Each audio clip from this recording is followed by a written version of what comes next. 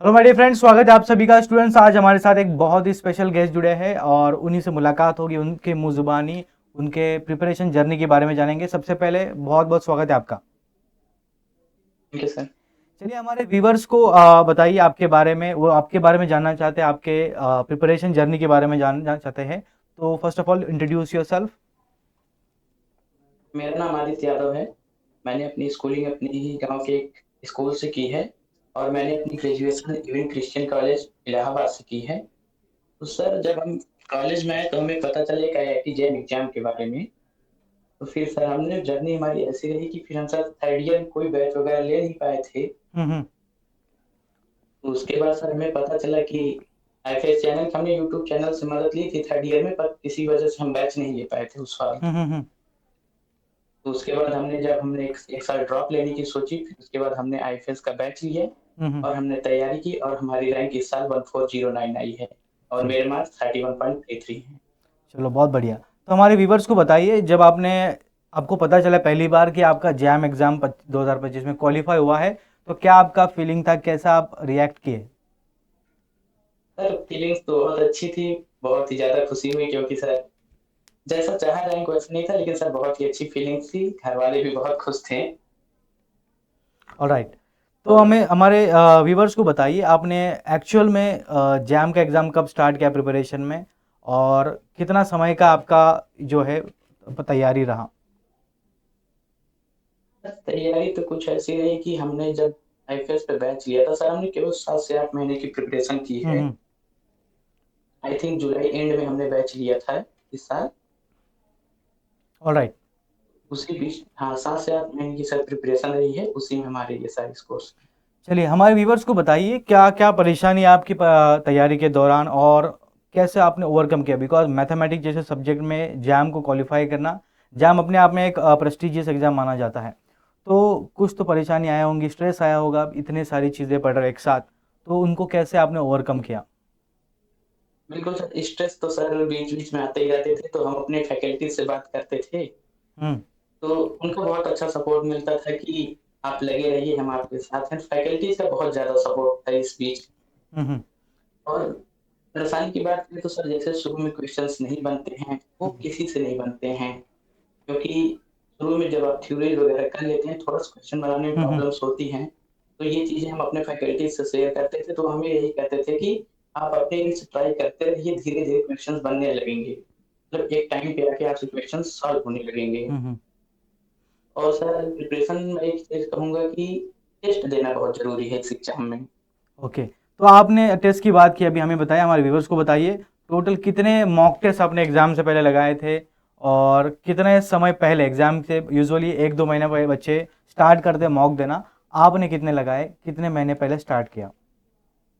Sir हमने लगभग 13 से 14 आईएफएस के जो टेस्ट चलते हैं हम्म। उसके लिए नए पुराने मिला के, और उसके बाद मैंने सर लास्ट ईयर के 5-6 साल के पीवाईक्यू सॉल्व किए थे। अच्छा। क्योंकि इस एग्जाम में पीवाईक्यू बहुत इंपॉर्टेंट रोल अदा करते हैं सर। आपको क्वेश्चंस का लेवल बताते हैं, वो पैटर्न बताते हैं, ये सारी चीजें। ऑलराइट। तो हमें हमारे व्यूवर्स को बताइए, आप जब प्रीवियस ईयर क्वेश्चन लगाते हैं, पीवाई को लगाते हो, तो क्या आप घड़ी लगा के कर बैठते हो या ऐसी मैन्युअली सॉल्व करते हो? कैसे पीवाई क्यू अटेम्प्ट करते हो आप?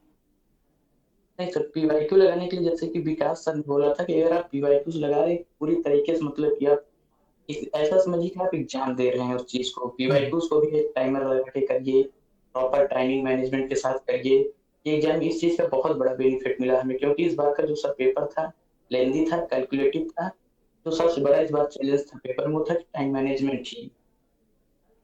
चलिए, तो हमारे व्यूवर्स को बताइए, मतलब रूटीन कैसा रहता, कितने घंटे आप डेली स्पेंड करते थे प्रॉब्लम सॉल्विंग में, रिवीजन में? बताइए ज़रा इसके बारे में। रिवीजन में सर जैसे कि क्यूरीज एक टाइम पे थोड़ा सा कम कर दिया था हमने, लास्ट में आके क्वेश्चन प्रॉब्लम ज्यादा करते थे। क्योंकि हम जब सर लोग से बात कर रहे थे तो वही बताते थे थ्योरी इतनी करिए जितना आपसे काम हो जाए, क्योंकि वहाँ पे क्वेश्चन आपको सॉल्व करने हैं। हम्म। थ्योरी को बहुत ज्यादा टाइम ना दीजिए, इतना दीजिए जिससे कि आपको आपका अप्रोच फिक्स हो जाए, कॉन्सेप्ट क्लियर हो जाए, बस। Very good. चलिए बच्चों, आपको भी ऐसा करना चाहिए। आप ज़्यादा से ज़्यादा फोकस करिए प्रॉब्लम सॉल्विंग में। फॉर एग्जांपल, अगर आप 1 घंटा दे रहे हो पढ़ाई के लिए, तो उसमें से ट्राई करिए कि 45 मिनट्स आप प्रॉब्लम सॉल्विंग की दो, 15 मिनट थ्योरी पे दो। ठीक है? इस तरीके से आप प्लान कर सकते हो। तो हमारे व्यूवर्स को बताइए, आपने पढ़ाई के दौरान बहुत सारे सब्जेक्ट पढ़े, इंटीग्रल पढ़ा, रियल पढ़ा, लीनियर पढ़ा, डिफरेंशियल इक्वेशन पढ़ा। इनमें सबसे चैलेंजिंग सब्जेक्ट आपको कौन सा लगा और किस तरीके से आपने उसको हैंडल किया? चैलेंजिंग सब्जेक्ट तो थोड़ा सा अगर हम कहें तो हमें लगा कि रियल एनालिसिस लगा सर शुरू में, क्योंकि इसके क्वेश्चंस बन नहीं रहे थे। लेकिन सर अच्छी बात ये थी कि हमने रियल के जितने भी क्वेश्चन अटेम्प्ट किए, पेपर हमारे सारे सही थे इस बार। बहुत बढ़िया। शुरू में इनके क्वेश्चंस बनते नहीं थे, लेकिन रियल के हमने जितने क्वेश्चन अटेम्प्ट किए हमारे सारे सही थे। और थोड़ा सा ग्रुप थ्योरी के लेकर हो सकता है क्योंकि उसमें ढेर सारे रिजल्ट्स हैं, तो वो थ्योरेटिकल पोर्शन है। तो ग्रुप थ्योरी में सर ने यही बताया था आप थोड़ा थोड़ा उसको पर डे करिए, चाहे 30 मिनट से करिए, पर सब्जेक्ट को डेली आप करिए। चलिए, और ऐसा कोई सर वो सब्जेक्ट? थ्योरेटिकल पोर्शन है। Yes yes. और कुछ बोलना चाह रहे हो आप चैलेंजिंग सब्जेक्ट के नहीं बारे में? सर। चलिए, हमारे व्यूवर्स को नहीं। बताइए, ऐसा कोई सब्जेक्ट रहा होगा आपके प्रिपरेशन की जर्नी में जो आपको बहुत फेवरेट था और एग्जाम में भी ज़्यादा क्वेश्चन बने, ऐसा कोई सब्जेक्ट? सर लीनियर अलजेब्रा था, लीनियर से ज़्यादा वो कुछ पढ़ने में बहुत अच्छा मज़ा लगता आता था। था? क्वेश्चन बनते थे एग्जाम में लीनियर के?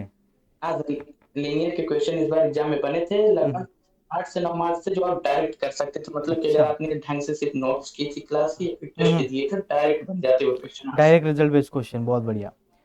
चलिए, हमारे व्यूवर्स को बताइए, आपने जैम तो क्वालिफाई कर लिया, कॉन्कर कर लिया, व्हाट नेक्स्ट? क्या आपके दिमाग में फ्यूचर प्लान्स? सर बचपन से एक सपना था कि मतलब एक टीचिंग फैकल्टी बनना है। अच्छा, टीचर बनना है आपको? हाँ सर। बहुत बढ़िया। मतलब जो आपने सीखा है नॉलेज वो बांटना चाहते हो? हाँ सर, बहुत क्योंकि अच्छा। एक टीचिंग मुझे पढ़ाना बहुत अच्छा लगता है सर हम्म, लोगों को। हम बीएससी जब कर रहे थे, मतलब कि अपने साथ के लोगों को जो पोर्शन हमें अच्छे से आता था, मैं उन लोगों को अच्छे से वो चीजें बताता भी था, क्योंकि मुझे पढ़ाना बहुत अच्छा लगता है सर। अच्छा। तो अगर आप आगे जाके असिस्टेंट प्रोफेसर ही बनना चाहते हो तो नेट की तैयारी भी कर दीजिए फिर अभी शुरू, आगे जाके हाँ सर सर। हाँ CSR सर, नेट। उसके लिए भी पढ़ रहे हैं नेट की। डेफिनेटली। चलिए, बहुत अच्छा लगा आपसे बात करके आदित्य, और डेफिनेटली बाकी स्टूडेंट जो भी हमारे इंटरव्यू देख रहे हैं उनको भी लाभ होगा इस इंटरव्यू से। आशा करता हूँ सभी कुछ ना कुछ सीख के जाएंगे इस इंटरव्यू से। Thank you so much Utkarsh for joining with us. I wish you all thank the sir. Best for all your upcoming future journey, and hope करता हूँ कि सभी आपके सपने साकार हो भविष्य में। Thank you sir. Thank you so much.